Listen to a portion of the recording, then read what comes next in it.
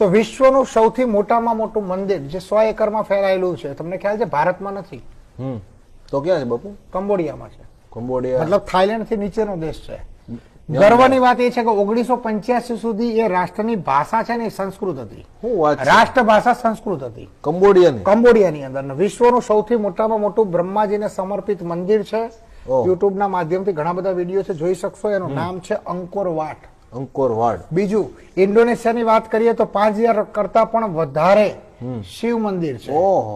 અને ઇન્ડોનેશિયા ધ્યાનમાં રાખવા જેવી બાબત છે, દુનિયાનો સૌથી મોટો ઇસ્લામિક કન્ટ્રી છે. શું વાત છે? જ્યાં બીજા ધર્મને સ્થાન નથી. બીજું ત્યાંનો એક સુલતાનનો મહેલ છે, બાલી કરીને ટાપુ છે. ટાપુમાં હિન્દુ લોકો રહે છે.